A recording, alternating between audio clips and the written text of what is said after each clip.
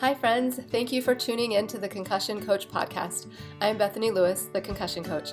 I'm a neurological occupational therapist and certified life coach, and I specialize in guiding people through their concussion recovery journey. I am passionate about helping people understand their injury, speed up their recovery, and reclaim control over their life post-concussion.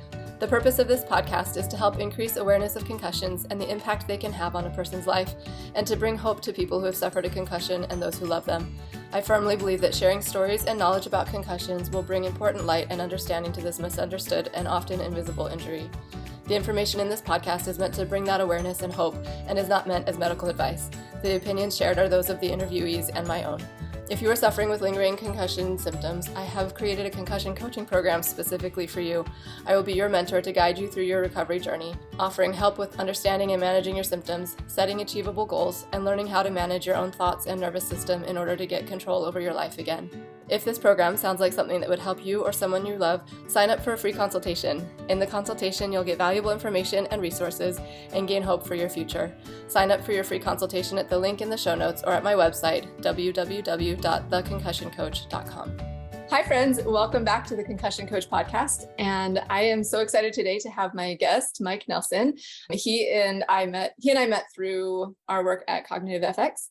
And he was a patient there, and I'm really excited for you to hear his story. I'm just going to read you his bio to give you a little bit of background on him, and then we'll get started. So Mike is a resilient individual who has triumphed over adversity and is now dedicated to transforming lives through his unique experiences and expertise. In 2011, he suffered a severe traumatic brain injury and became one of the pioneering patients at CognitiveFX. Mike continued to experience the positive effects of the treatment for years to come. Having gone through this life-changing process himself, he possesses a deep understanding of the challenges faced by those with brain injuries. Now back at CognitiveFX since 2019, Mike is excited about the opportunity to contribute to the place that played a pivotal role in his own recovery and improved quality of life. He holds certifications as a Z Health Essentials of Elite Performance Specialist, Z Health Movement Re-Education Specialist, and Z Health Movement Integration Specialist. I'm sure we'll be talking more about what all of those mean later. This cutting-edge training equips Mike to optimize movement patterns, enhance performance, and facilitate rehabilitation through neurocentric training principles. With his unique skill set, he tailors therapies to cater to the individual needs of each patient, empowering them to overcome challenges and discover renewed hope and potential. So excited for you to share your story and experience and wisdom with us. Thank you so much for being here, Mike. Thanks for having me. Yeah, I'm really excited too. I'm obviously a little nervous, but excited nonetheless. It's funny because I tell my story multiple times every day, practically, working in the industry that we're in. And I never get nervous with patients in person, but whenever people I do interviews or anything, I get so nervous, but we'll see how it goes. Maybe it will be great. Maybe it won't, but I'm excited to be here. Awesome. It's going to be great. Don't even worry about it. So tell us about your injury. How long ago did it happen and what happened? Right. So one thing about my story is it's pretty crazy. So buckle up, everybody, because there's a lot of details. So we might have to bounce around on the timeline, but essentially, long time ago in a place far, far away, Orem, Utah, is where I grew up. Long story short, I started playing lacrosse when I was 6 years old, and because my older brother played, so I wanted to be cool like him. And I got really into it and realized that I just loved it. I have to kind of tell a little bit of the backstory because it wasn't necessarily one injury, which is what makes my story a little bit more crazy and a little bit more unique in some circumstances. And even a lot of doctors don't really know how to fully explain it, but I've heard a lot of general ideas, right? But the nutshell version is that I played lacrosse starting at 6 years old. From the ages of 6 to 20, I sustained 9 concussions. I had 2 skull fractures and then a history of drug and alcohol abuse from 13 on. And so it was a combination of all of those, and especially in combination with the drugs and alcohol, which is essentially what kept me going for as long as I did. But a very roundabout way of saying that was my injury was all of them. But then once I started cleaning up my life and kind of tapering off of all the substances that were in my body was when one day I woke up, didn't know who I was, who my family was. And then it was just crazy from there on out. Did you, with the substances, do you feel like the concussions were related to that? Like, I know that can be kind of a coping mechanism that people turn to. Maybe it's hard to know, but do you have a thought on that? Sure. No, absolutely. Yeah. Like, I don't think that I would have become an addict had I had all those injuries. It all stemmed from the injuries and mostly the pain inside my head and my body that doctors just didn't ever know how to handle or address. And a lot of doctors just were like, well, you seem fine, so here's some medicine to just help you for now. And then it just progressively got worse and worse. And obviously age played a huge role of that, which is why now I actually do have a drink on occasion, which is really nice. But I'm able to do that because it wasn't necessarily that like I had like a very highly addictive personality, but it was more my circumstances and how awful I felt, so that I felt like my body just had to have all those things to even just function.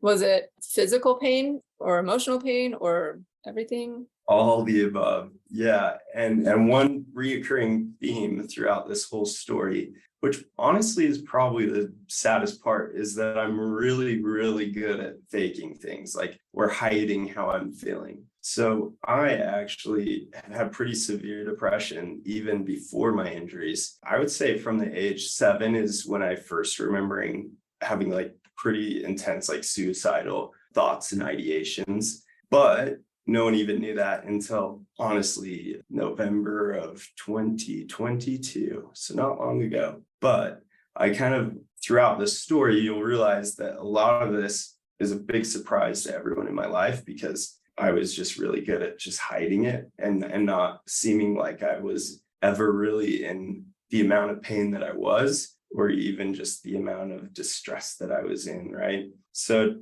yeah, to answer that question, it was a combination of mental, physical, emotional, and just the combination of all of them together. And so it was you said that it kind of was nine concussions, 2 skull fractures, the drug and alcohol abuse. That was what kind of, I mean, that's the injury, I guess, right? Right. That's the crazy part, is like my last concussion from the point of where I woke up and didn't know who I was. So I woke up, didn't know who I was in like early 2011. I don't know the exact date, but I know that I started treatment with Dr. Fong and Dr. Allen May 13th, 2011. So I don't have the exact date, but I'm guessing in like January, February-ish is when I woke up, didn't know who I was or who my family was, and had all these crazy symptoms. The concussion before that moment, the most recent concussion, was almost a year before that. And so you can't really pinpoint like one or the other. And like I said, myself and all the doctors have just come to the conclusion that a lot of the drugs that I was doing were either like uppers, like to just keep me going, or they were suppressants, downers, but also like numbing. So I never really let my body get in touch with how it was really feeling until that moment when I started cleaning up. Then all of the crazy stuff started happening, like a big avalanche. So that moment you woke up and there hadn't been, you said the concussion was a year prior to that, the latest concussion. Was there another event that you can point to that was like, this is why I woke up that day, or was just kind of the culmination of everything and now here you're at? Yeah, I have no idea, but it's pretty gnarly looking back though, because I remember what it felt like to wake up and not know where I was or who I was. And the crazy, and I say funny, but after years of therapy, I've realized it's not as funny as I tell it. Like I tell my story and people laugh because I find humor in it now, but a therapist I worked with once was like, that's not funny. And then I like didn't even think of it that way. And then I was like, wow, but I'm presenting it as it's funny because that was one of my like coping mechanisms, right? But so there are parts of it that seem like pretty humorous and funny, but it's also like, wow, this is still really heavy and intense, but I'm really comfortable talking about it. So don't be afraid to just ask any questions, because I'm very, very comfortable and used to just opening up, because I believe the more we're just open about who we are and our story and what makes us who we are is when we can make the greatest impact on all the people around us. So yeah. Amen to that. Thank you. I really appreciate that. And your willingness to be vulnerable, because I do think that invites connection, and it does allow us to see ourselves and others with more compassion and the humanity that we all are experiencing here. So thank you for that. So what happened after you woke up? You said you started cleaning up. Was you go into some kind of substance abuse rehab kind of stuff, or what happened next? So what happened was I played college lacrosse out in New York. That was like my biggest dream, was playing lacrosse. Previously, all growing up, I hated education. I hated teachers. I hated doing things that other people were telling me to do. And that's kind of why I always went against the grain, growing up in Utah and growing up Mormon or LDS. I always wanted to be different. And that was just kind of the start of my rebellion. But it really started with teachers giving me a very poor outlook on education. So I was able, because of my lacrosse skills, the only reason was because of my lacrosse skills. I was able to play out in a junior college in Western New York, in one of the best regions in the country. And out in New York is when my drug abuse actually took a turn for the worse, and really, I got really heavily involved in drugs and alcohol. And so what happened was, when I got back from college, which was a wild story in itself, like we could do a whole nother podcast on just that. But to put it into perspective, for the first semester, I didn't have a place to live. I was sleeping in my car and in a tent. And then I was also sleeping in Walmart. I slept 19 nights in Walmart. I could have done it the whole semester, but I got scared. I scared myself out of it. But college was wild. I came back and was like, I don't want to do that again, because I was going to play my second year and then transfer to Syracuse, which at the time, Syracuse was like the legendary lacrosse team, right? And so I was on track to play for Syracuse. I got back from my first year of college, and everything in the universe was pretty much like, you're not going back. And I was like so angry at God, the universe, whatever you want to say. Like, it felt like all the forces were against me going back to New York. And it was really heartbreaking, because I did everything I could, and then everything was just going wrong. Like, I'd make one good step and then I'd take like 3 backwards, And so at this point, I had a really like humbling moment where I realized everything that I accomplished and the fact that I was still alive was because of the opportunities that I had. And that really humbled me. And that kind of was like, honestly, like a coming to God moment, where I was like, I need to change my perspective. I need to be less selfish. And then the way that I thought I could do that best was just by cleaning up my life and trying to live a better lifestyle, especially now that I was back in Utah with my friends, with my family. And that's when I started cleaning up my life. So it wasn't even a program. It wasn't even like, people still didn't know. My parents didn't know. And in fact, I was just reading over my notes from Dr. Fong in our first appointment, and it says patient denies use of alcohol and tobacco. And so I was still even lying about it as I was like in an appointment where I didn't even know who I was. Wow. So when did you have that moment where you woke up and you didn't know? Were you in Utah or were you in New York still? Yeah. So I was in Utah, and it was after that moment of like, I really need to humble myself. And I really am lucky to be alive, after reflecting about how crazy my first year of college was, which I actually did good academically. And it helped me realize like, hey, I'm not as stupid as a lot of these teachers tried to make me feel, or did make me feel, which was a huge part of like, again, probably diving into all those substances, or at least a contributing factor. And so, yeah, if it was honestly the best timing it could have been, because I was at my parents' house. So as far as waking up and not knowing where you are, who you are, your parents' house is a pretty good place. Yeah, you've got people who know who you are. Rather than waking up in Walmart and then like, like, how did I end up here? Oh my gosh. Yeah. Being with people who know you and love you and are invested in you finding yourself. That's good. So what symptoms were you dealing with? What was driving all of this for you? Totally. That's a great question. Before not knowing who I was? Yeah, like from the concussions, from like what was it that was happening in your body and mind? From like 6 years old to 20 years old, all those injuries happened, including multiple broken bones.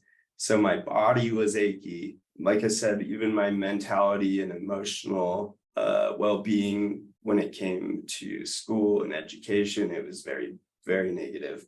My desire to just be different rather than feel like a cookie cutter person, contributed to that. But then with the pain, as I got more head injuries, the internal pain that people can't see and continued to increase, which was worse than, like, if I break my arm, it's in a cast and people can see it. And it's like, oh, you're hurt, let me sign your cast, and people have a lot more sympathy for that rather than saying, like, oh, my head hurts every single day of my life. And 2 or 3 times a month, I get headaches so bad, I literally vomit. And that's where I was at, where it was like, if I didn't have these substances, if I didn't have these coping mechanisms, whether they were good or bad, I was in so much pain as far as headache goes. And then also just my movement, how I was able to navigate through the world, even at a young age, which was really sad. Yeah. Yeah. So you had your humbling moment where you were like, okay, I'm going to start cleaning things up. And it sounds like you didn't go to a specific program for that. You just were working on that on your own. And then when did you come across the FX, or were there other things, the programs or things that you had tried or gone to? Yeah, that's a great question. So this is also where the story is kind of crazy and complex, but it happened early 2011. I didn't find CognitiveFX until May. And so when I first woke up and didn't know who I was, I faked it. It was insane, but like, what else was I supposed to do? Like, go up to somebody instantly and be like, I don't know who I am or who you are. So I had enough cognitive recognition to put clues together. So I woke up. I was in a place I didn't know. I look around and I'm like, well, at least I'm not tied up in a basement somewhere and I'm comfortable. Then I got up and I looked at some pictures and I looked in the mirror and I put clues together that I was in a safe place. I was obviously like a member of this home. And then for a whole week, I just pretended like to live a life that I didn't know I was living, which in the grand scheme of things, actually, the drugs I was doing were really hard drugs. And so the fact that I was able to overcome that addiction, a huge contributing factor to that was the fact that I forgot who I was. I forgot that I was addicted to anything. I forgot all of that stuff, which was helpful, but I don't recommend it for anyone who's trying to clean up or change their lives. But yeah, so it was interesting to say the least. But I don't know, did that answer that question? But maybe, but it brought up some more. So you just pretended, like, I guess I assumed that it was like, oh, I didn't know who I was at first, and then I like figured it out, but it took you a long time to figure, like, wow. Yeah. So I didn't really answer it fully. You asked, what did I try? What did I do? So at this point, I woke up, didn't know who I was. I just talked to my mom one day and was like, hey, we got any plans today? And she's like, yeah, we're going to work. And I was like, oh, where, yeah, when? And then I like found out that I work with my mom in a preschool with special needs kids. So that was really convenient.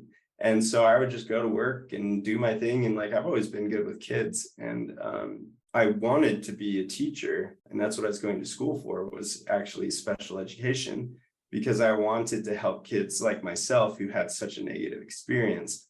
And so I faked who I was for about 2 weeks. And then my family, my friends, everyone in my life realized I was isolating myself and that I wasn't myself. And my parents pretty much were like, what's going on? And I finally just like broke, because it was so difficult just pretending to know who I was by putting clues and pieces together. Like, it overwhelmed me so much that like I deleted my Facebook, Instagram, all my social media, because it was just like, I don't want to even deal with like trying to communicate with my college friends, trying to communicate with local friends. And so I talked to my parents, and then obviously they're like really scared, really nervous. So we went and started seeing neurologists. We went and started seeing doctors. We went and all of them are like, dude, we don't know what's going on. Like, this is really weird. Like we talked about earlier today is how like it wasn't one injury. It wasn't a car accident. It wasn't.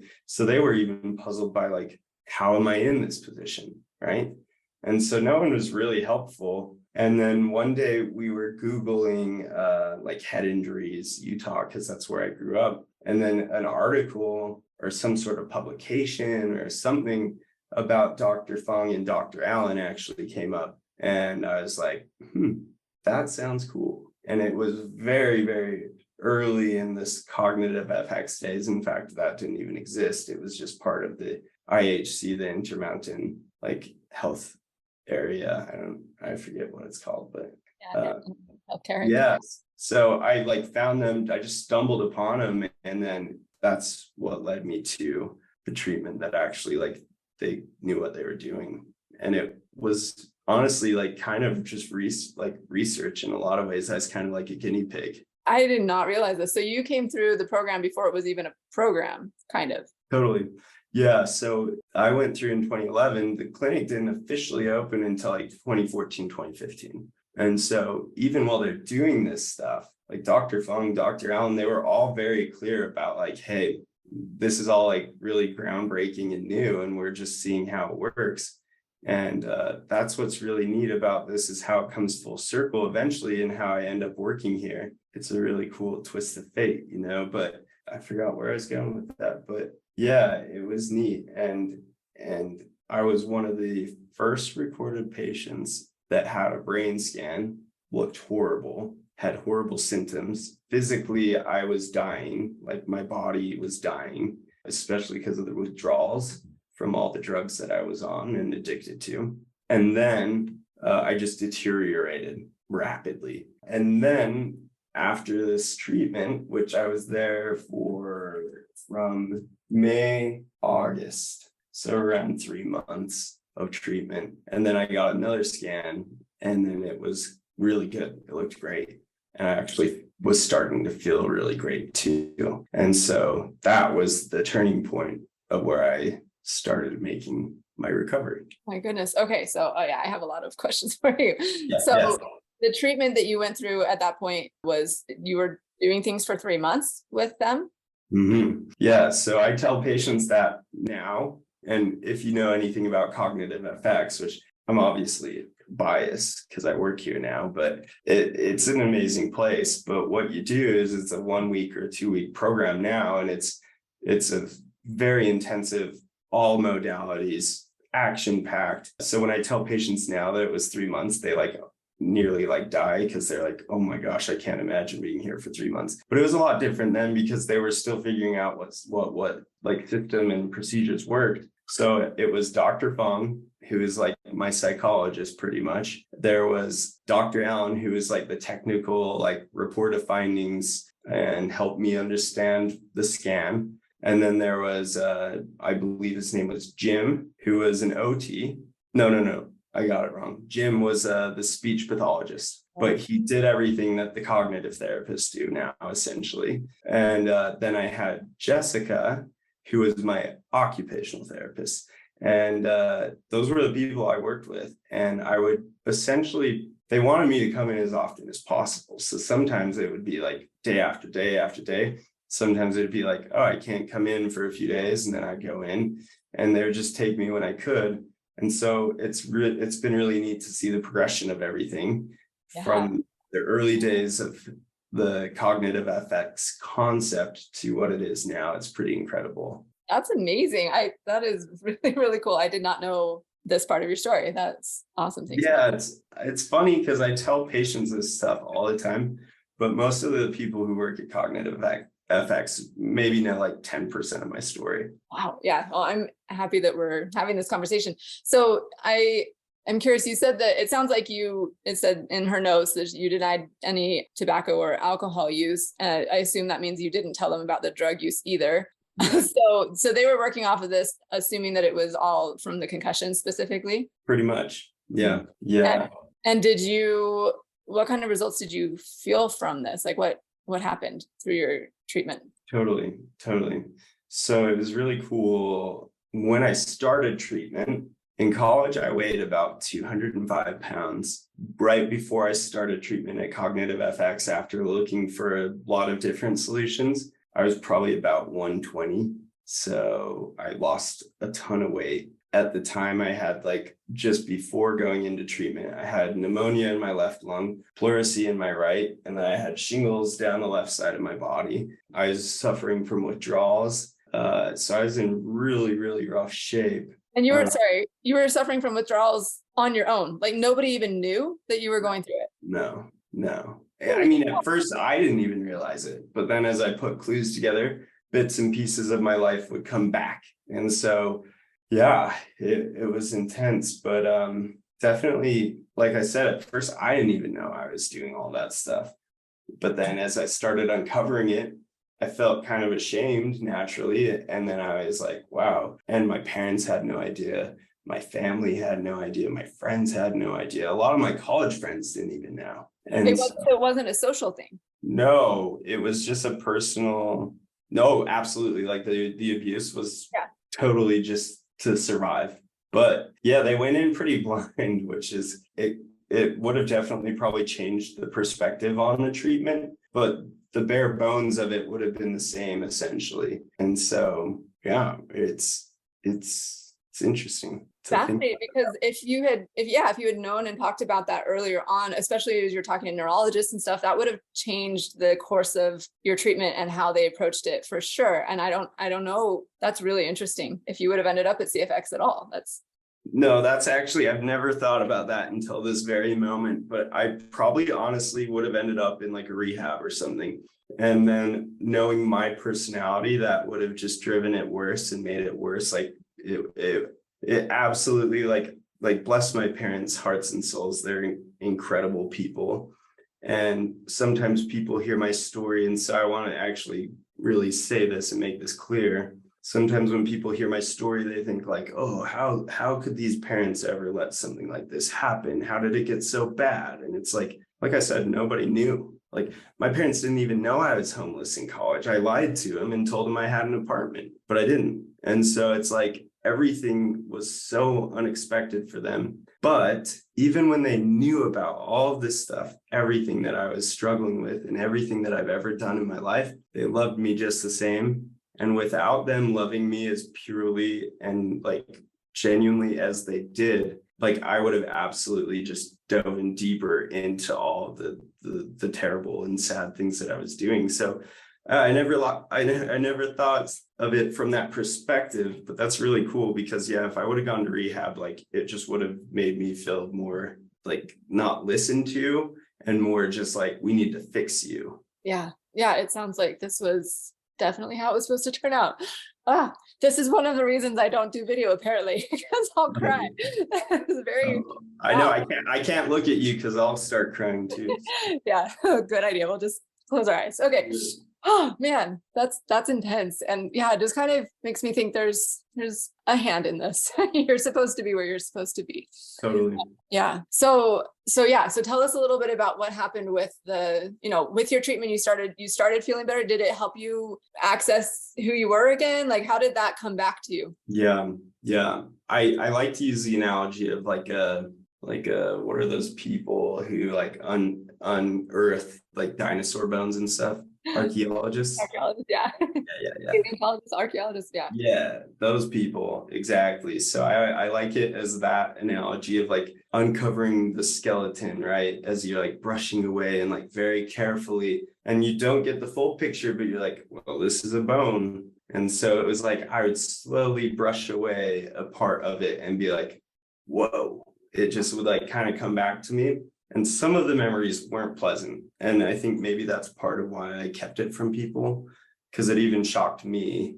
And then it was hard for me to process because I hadn't in a healthy way. And so as I went through those 3 months of treatment, I slowly was uncovering the bigger picture. And like I said, for me, some people come to CognitiveFX and feel amazing after 3 days. That's not as common as most people, where like myself, I did treatment. I felt signs and bright spots of healing and progress, but I still felt I had a long way to go. But because I was on the right path and I started feeling positive things, it gave me more hope for a full recovery. And then when I saw the changes that happened in my brain, that gave me even more comfort and confidence. And so I felt the most improvements actually between 3 to 6 months after treatment. Okay. And then my brain continued to improve because my brain's one of the older research brains that the clinic has. And so my brain continued to improve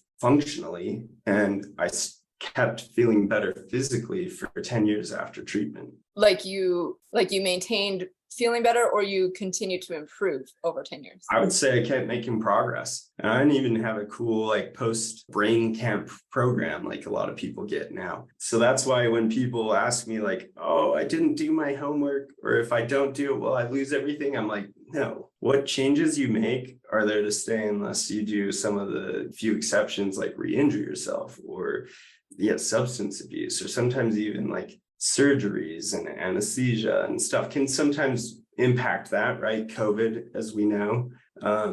But otherwise, I had no like post-healing program to follow. And in fact, I just continued to rock climb and slackline and play lacrosse, and I just lived my life. And I still do. I had a concussion last summer, and now I look at it and I think, hey, I know the steps on how to heal and I can get better. Not saying be reckless and just get concussed all the time, but considering my last one since last summer was 2010. So I did pretty good, I think. But but I still, the point is like I live my life and I still have some side effects and things that I still deal with on a day-to-day basis that most people would have no idea. But yeah. Yeah, no, I think that's a really important and good point. Is one, the healing continues, and two, you're empowered now. You know what to do. You know it's not the end of the world, and that there are things that you can do to heal if it happens. So I imagine that helps decrease some of the anxiety and the fear around it. Totally. So that's really good. And I'm curious about, you said when you saw the changes in your brain, did you mean like you experienced them? Probably both, or did you mean you saw them from the scans that they did? Totally. Yeah, it was a combination of both. The uncovering of the bits and pieces and putting all the pieces together. And then also just the visual confirmation of like, okay, something's going on. And even if I don't necessarily feel it now, like they're doing better, and changes are happening in my brain. And so that gave me enough confidence to move forward and continue healing. And a lot of times what I tell people now is they're like, what advice would you give, someone who's trying to heal? And patients ask me all the time, like, what was like one of the biggest like breaking points for you that helped you in your recovery? Because like I said, I still have some symptoms. And naturally, with the amount of damage I did to my brain, my body, like I'm going to have consequences for that, even as good as I feel now. But people ask, and I always say the psychological part of like accepting that my life is different and that looks different and it feels different and I'll never be the same person. I always tell them like, even if you don't have an injury, and I always preface with like, I'm not a doctor, I'm not a psychologist, so nobody take this as like gospel. But I always tell them like for my healing journey, when I was able to realize that like, even if I didn't have an injury, I would have been a completely different person, like a year and a half to 2 years later when I started feeling really good. And so when I changed my perspective from being like, I want to be old Mike, I want to do everything as good as I did before. And I changed it and said, actually, I'm happy that I'm able to climb, even if it's not as well as I used to, because I'm still able to do the things I love and the dynamic of it changed. But hey, I'm alive and I'm doing the things that I love. And that was a huge turning point for me when I could fully embrace that and think, okay, yeah, no, I'm actually living a good quality life rather than being stuck on, that part of my life was taken from me, of course, because of my actions, but ultimately I didn't have a choice when it came down to it. And that's the hardest part in a lot of ways about having an injury like that, any life-altering, life-changing event. Yeah, that can be one of the most frustrating parts. But for me, that was a huge part of my healing process. That's beautiful and so powerful. And I am so grateful you brought that up. It comes up almost all of the interviews that I do. This is like a thing that comes up independently because it is key. And it's kind of crazy how important it is, but that acceptance is the first step towards healing. I think that is so true. How did you come to that? Like, how did you decide to accept it? Totally. I think it came when I started treatment. I was still really, really negative and discouraged and angry and in pain. And so I actually had a point where I gave up and I was like, I'm not going to go see the doctors. I'm not going to go take my medicine. I'm not going to go to therapy. I'm not doing any of it. I'm done. If I'm going to die, I'm going to die. And I just had that moment of like, I quit. And so I had that moment and I actually made phone calls, text messages, emails to any person I felt like I had ever hurt in my life. Like even like I called like some girls from like high school that like I had kissed and I felt like I maybe disrespected, and I would be like, hey, remember this time? Like, I'm so sorry. Like, and I was trying to gain or get restitution. Is that what they call it? Restitution? Oh. Something like that, where I was all of the trying things to feel good about just moving on, right? And so, but the funny part is I call people and they'd be like, I don't even remember who you are. And I'm like, okay, perfect. Now I can go to the next person. But I gave up, but I wanted to stop trying when I was in a place where I was like, okay, but I'm ready to go, right? Because I genuinely felt like I was dying. And so I apologized to everyone. I wrote letters to my family. And then I was so convinced that I just was going to not wake up one of these days. Time went on and I continued to wake up. And one morning I was laying in bed and I was like, should I be angry? Should I be sad? Should I be happy? Should I be scared? And I was just kind of like I was only sleeping 1 to like 4 hours a night on a good night. When I would speak to people, it would come out like people would start laughing. And then I'd be like, wait, what? Why are you laughing? And they'd be like, oh, you weren't just like messing with us? And I'm like, no. And they said, everything you just said sounded like you were speaking another language. And in my head, I was saying the words that I was supposed to be saying, but they weren't coming out. And so that was scary. But my point being, I had that moment where I was like, okay, well, how am I going to deal with this? How am I going to handle this? And I laid in bed the whole day, just processing, thinking. And I finally got to a place where I was like, okay, here's the thing. You can be sad about yourself. You can be sorry for yourself. You can be miserable. And you make that choice in a lot of circumstances. For myself. And all of this I'm speaking about for myself. And if it applies to other people, great. But you can be that and you can just be miserable and kind of drag people down around you because of how miserable and sad and angry and discouraged you are. Or, Mike, you can make the most of it and essentially fake it till you make it. And even if I die next week, like people are like, wow, that guy, he's a cool dude and a good guy. And so that was the moment where I was like, I'm choosing to not just live my life, but make it more full and more meaningful. And up until that point, what I was thinking about was myself and like how to get good at lacrosse, how to accomplish my goals and dreams, which was a great thing, but it was all centered around myself. This moment where I was laying in bed and thinking, how am I going to move forward and not give up? I realized that the more outward I lived and the more I involved other people in my life and tried to help and tried to, share a burden with, the better I felt, even if it was just emotionally. And so that was the point where I decided like, hey, I'm not going to give up and I'm going to try it. And not only am I going to try, but I'm going to make a difference in people's lives. Even if I live for a day, an hour, a week, a year, however long, I was going to make a difference. And then from that point, which is pretty cool, that was like a month into treatment, probably. I finished the 2 months of treatment and then, the 3 total. So 2 more months after that point. And then I felt like I was a new person with a new perspective, not fully healed, but on the right path. And I really attribute a lot of my healing to that moment of where I started living a more outward life. That's so powerful. Thank you for sharing that. Thanks. I mean, that's just like wisdom and truth right there. That's beautiful. Thank you. Oh, thanks. And I can see you living that. I think that's a beautiful thing. I sense that from you. You do want to help people, like very invested in helping people, which is so awesome. So much. So what happened?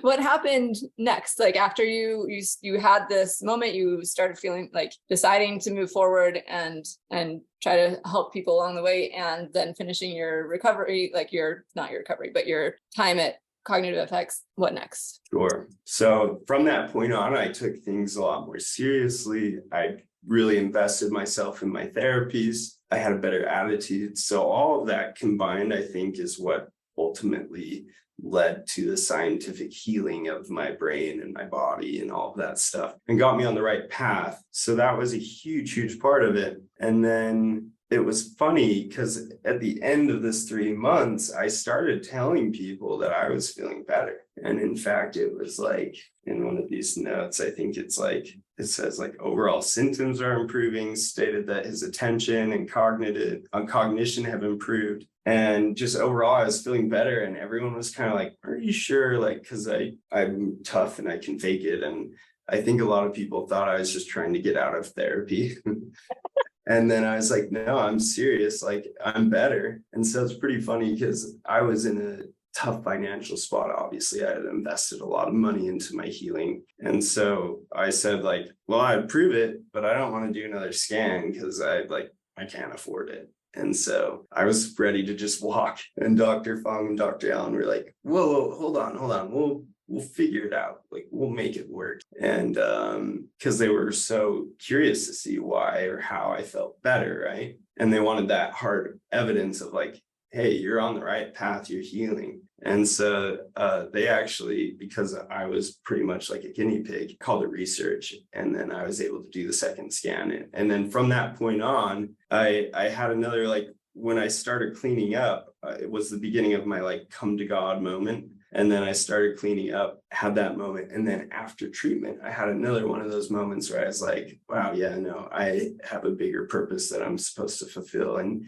at that point, I made a lot of other personal decisions just to continue like living my life and growing. And I got more religious and I did all sorts of stuff. And now I'm not religious necessarily, but I still attribute a lot of my healing and success and where I'm at now to the people around me and the, like we talked about, my parents and the doctors and all of these people who inspired me and helped me heal from the inside out, right? My brain, my heart, everything. And so, yeah, I just continued to live my life and I didn't ever go on to meet my goal of playing at Syracuse, but I still played lacrosse, I still rock climb, I still hike, I do all that stuff. And it's been a good life, but I wouldn't say there was like necessarily like it's just kind of like, I just went on and made the most of it. Okay. So it sounds like, were you the one to say, okay, I'm done with treatment at this point? Or because if it was all so experimental and you were just kind of going as much as you were interested and able to go, did they have a 3-month thing? Like, hey, let's check you in 3 months? Or was it like, okay, we'll just keep going until you start feeling better? Yeah, it was just like, we'll just go until you're better. And I felt like I reached that point. But like I said, I don't think many people believed me. And then so when I got the results, I was like, see, look, I'm not crazy. And I'm not also just trying to get out of treatment, which me trying to tough everything else in my life out wouldn't have been surprising. But you actually did heal. I actually did heal and I made a lot of progress. And if it wasn't for CognitiveFX, if it wasn't for Dr. Fong and Dr. Allen, I wouldn't be alive. I'd be dead. And I can say that with like 100% confidence. And that's why I still get like emotional when I think about how much this place that I get to work at has actually impacted my life. But specifically, Dr. Allen and Dr. Fong saved me. That's amazing. And I think it's been significantly helpful for many other people, which is such a beautiful thing to be a part of, that because the brain is part of everything. And if it's damaged and not thinking straight, it's a real thing. Totally. What can happen from that. So how did you end up back here again? I mean, after going through the treatment, did you do more college or just start working? Like what was next? Yeah. So honestly, like that's part of the fun part of the story is it's like I went on and still lived a crazy life and a fun life with no idea of where I was going, to be honest. I remained in touch with Dr. Fong. And so I would make an effort to at least meet up with her. Yeah, like once, twice a year, maybe. So if I was in town, I'd be like, hey, let's go out, let's catch up. Or I'd come to the clinic and I'd just show up to the front desk and I'd be like, hey, is Dr. Fong here? And they're like, who are you? And I'm like, oh, I'm just Dr. Fong's favorite patient. And then they'd be like, oh gosh, this guy's so full of himself. And then she'd come up and be like, oh my gosh, this is my favorite patient. And she would like actually brag about me. And I felt bad because there would sometimes be patients around. But the point is we remain in touch. I went back to school here and there. I was going to actually go do occupational therapy, but I hate school. I still don't love school. And it scared me because they just changed it from the 4-year to the master's. And so I was like, well, now my options are limited. So I was just going to finish my degree in teaching. All the while I was working in special ed. I did 2 years at a special needs preschool, which I loved. I did 2 years at a school for adults, like a transition school for special needs adults who are 18 to 22 and trying to figure out what to do with their lives and how to function in society. I loved that as well. Great people there. And then after that, I did 2 years of adapted PE, and I loved that the most. And so I actually was going to go back to school for adapted PE. And I decided that I needed a reset on my life. So in 2016, I ultimately decided to pack up essentially into a 42-liter backpack and just hit the road, figure out where I was going to go. So I was going to go work in Alaska. That didn't end up working out. So then I ended up working in New Hampshire in the summers. And then after the summer, I would just travel the rest of the year. And so for about 5 years, I lived out of a backpack and just was a nomad. And I convinced myself that I was actually going to be a part-time person, a seasonal, I call it part-time Mike, seasonal Mike, for the rest of my life. Like I would work in the summers in New Hampshire, and then I would work in the winters somewhere nice and lovely, or I'd be traveling. And so I was living a very nomadic, adventurous lifestyle where I was fully discovering myself, all the meanwhile still being clean and sober, actually. And it was a wonderful time. And then in 2019, I got back from living in Australia, the most recent country that I was living in. And I was there for almost a year, had a crazy time there, worked in a lead mine, took care of 5 sheep, all sorts of wild stuff, but loved it, was going to go back for a year. And then I got back, went to the camp that I worked at in New Hampshire. And then after camp was fully convinced I was going to go back to Australia. And then again, like, just like with my brain injury, like the universe was like, nah, you're not going back. Like, this isn't going to work out. And so I was kind of stumped, and I was like, well, maybe I'll go back and do like adaptive PE, kind of like I did before. And I started interviewing at all these schools so I could still go back to the summer camp in New Hampshire. And it was really cool to see that they still remembered me even 5 years later. And a lot of them did. And some of the kids even recognized me. It was really cute. And it was really fun. But then I just like still, like, even though I had multiple schools offering me jobs and people I really loved working with, it just didn't feel right. And then one day I texted Dr. Fong and was like, hey, I am currently looking for work. I don't know if I'll be around for a long time because I just am a nomad, so don't expect me to. And then she responded immediately and was like, it's crazy you just texted me because we were just talking about in our meeting how we need a full-time person. And I was like, did you not just hear that I was like, I might be looking, or it's like seasonal? I'm seasonal Mike here. And so she's like, yeah, but we know you'd be great full-time. And I'm like, that doesn't matter. That's not what I am. And so anyway, I did end up giving it a shot. And I've been here ever since. And CognitiveFX saved my life in 2011 and then continued to improve the quality of my life ever since I started working here in 2019, giving me opportunities that I never thought I would have. And so again, Dr. Allen, Dr. Fong have saved me now twice, but I've loved every minute and it's been really cool. So if people who are listening to this now at one point worked with me as a patient care coordinator, and then I worked really, really hard to get all those certifications and things so that I could be a neurointegration therapist. So working with the vision and vestibular systems, and having Andy, who's the most talented movement specialist, vestibular specialist, vision specialist I've ever met in my life. And I have him as my mentor. It's been really amazing. But yeah, so that's how I ended up here. And I've loved every second of it. Like it's been amazing. That's so awesome. So tell us a little bit more about what you do as a neurointegrative therapist. Sure. Yeah. So like I said, started out as a patient care coordinator. It's crazy, even just in these 4 years, how much CFX has evolved. On my notes from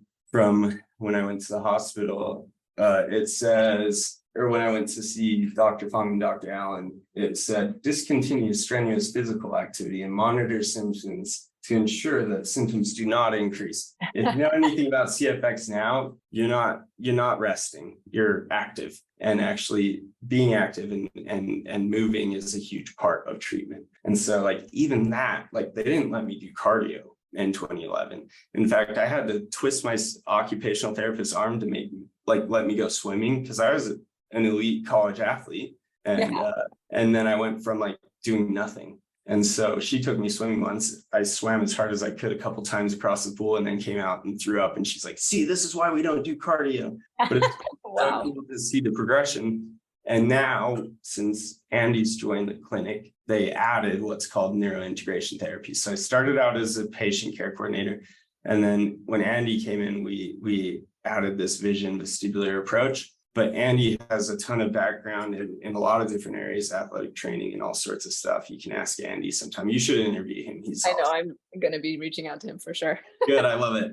And so anyway, Andy mentioned to me, he's like, hey, you'd be a really good Z Health like trainer, which is, he has a background in training people to become Z Health certified. And so I was like, dude, like I hate school.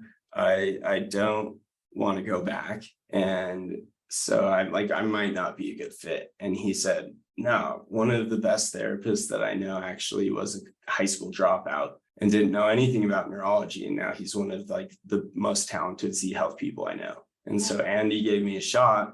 I did all the Z Health stuff and I proved to myself that I could learn and grow and be a valuable contributor to therapy.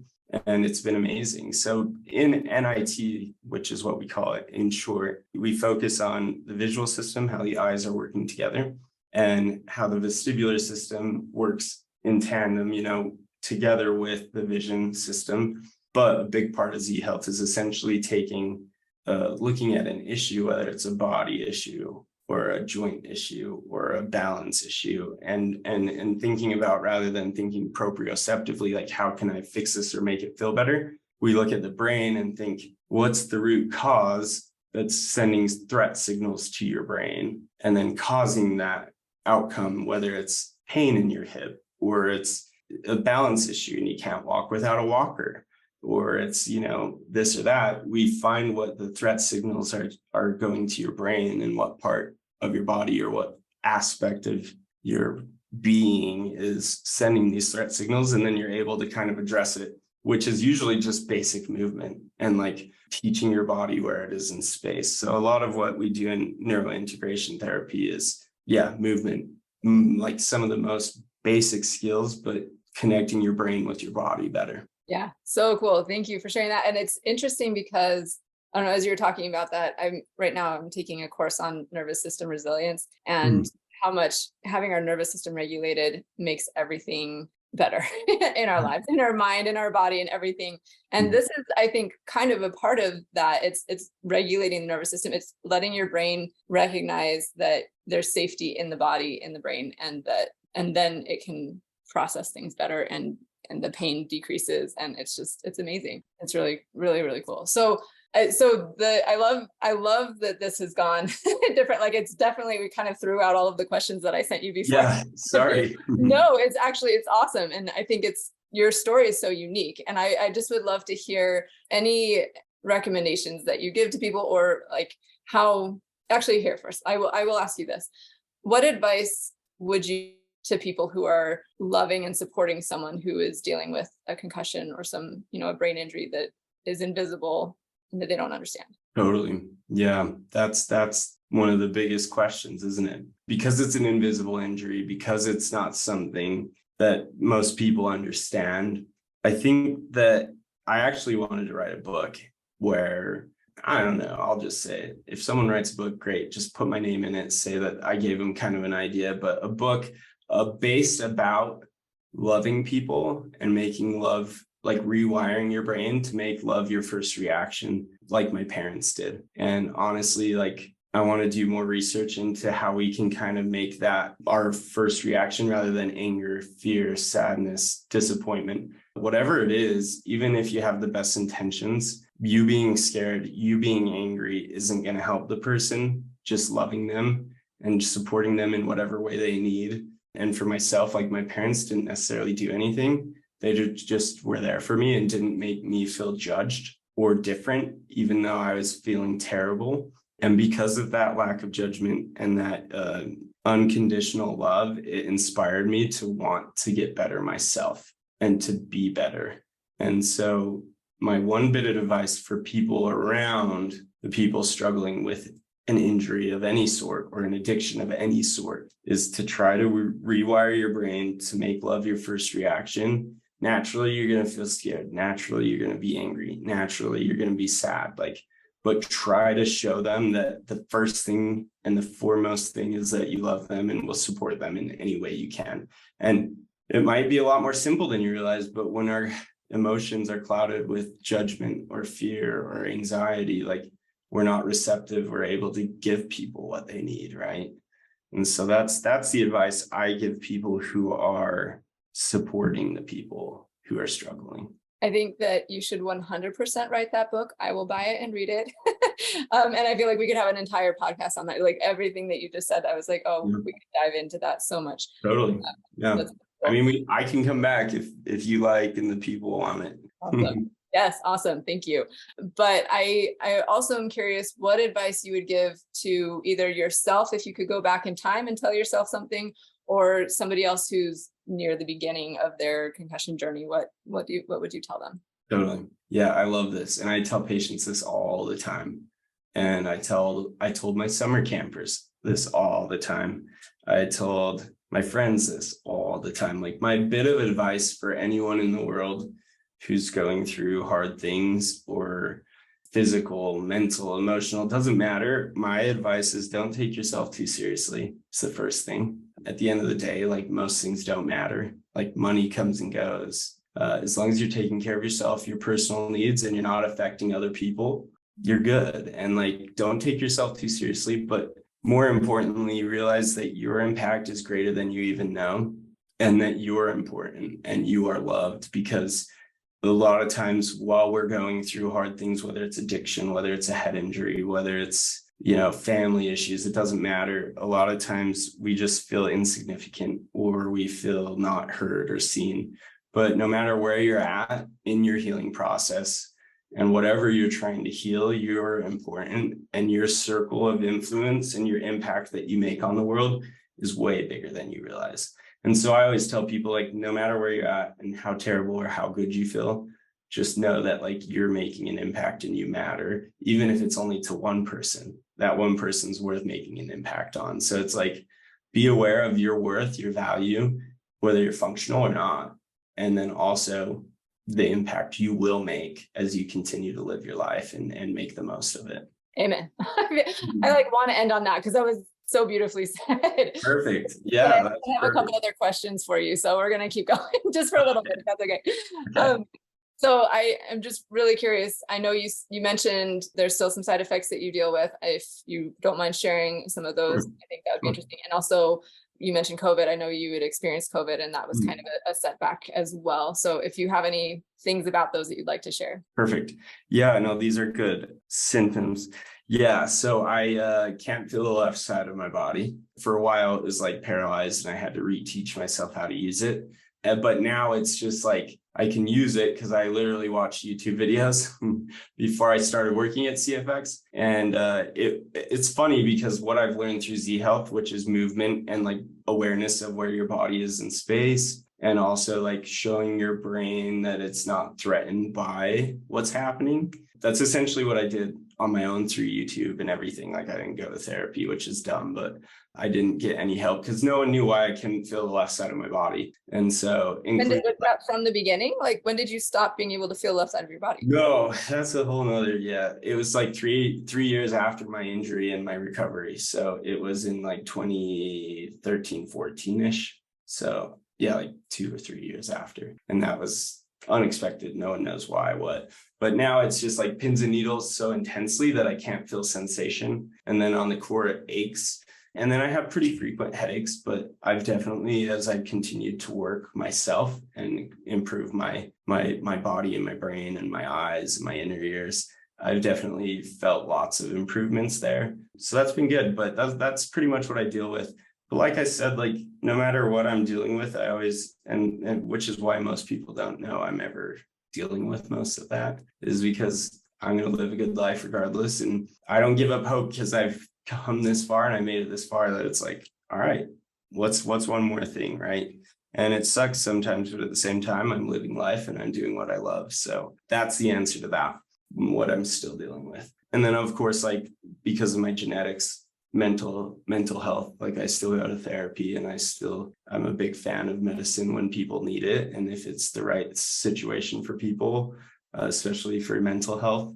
But yeah, that's what I continue to deal with. And then as far as the second part, what was the second part? COVID. Oh, geez. We could do an episode on this too, because when I went in for my injury in 2011, it was brutal.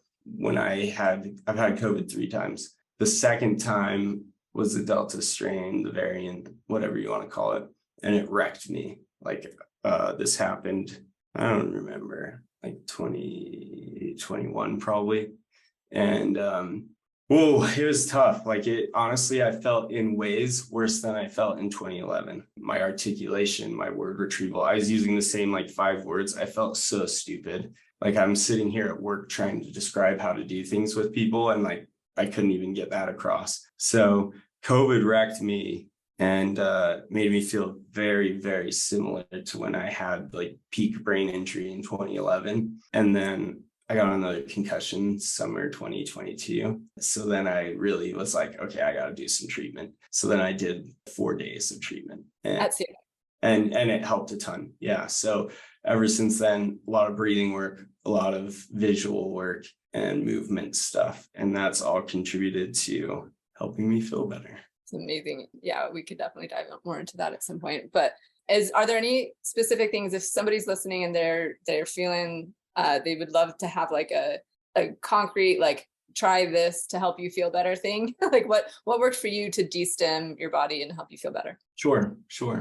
Like I said, I'm not a doctor, I'm not a psychologist. I don't give advice when it comes to that stuff. But I think for my situation, taking care of my mental health and getting to a healthy place there is probably the biggest first step that I took. And it's tied to a lot of what I did, like when I was cleaning up and when I decided to live a more selfless life. Fixing yourself emotionally, or getting to a place, not fixing yourself, that's a bad word, but improving the state of your mental health and well-being, and getting to a place where you can go about making steps to heal is a really important step that I think people overlook, or it's hard to get there because of how you feel physically or emotionally. So I would say take care of that, and then the rest will follow, How do you take care of that?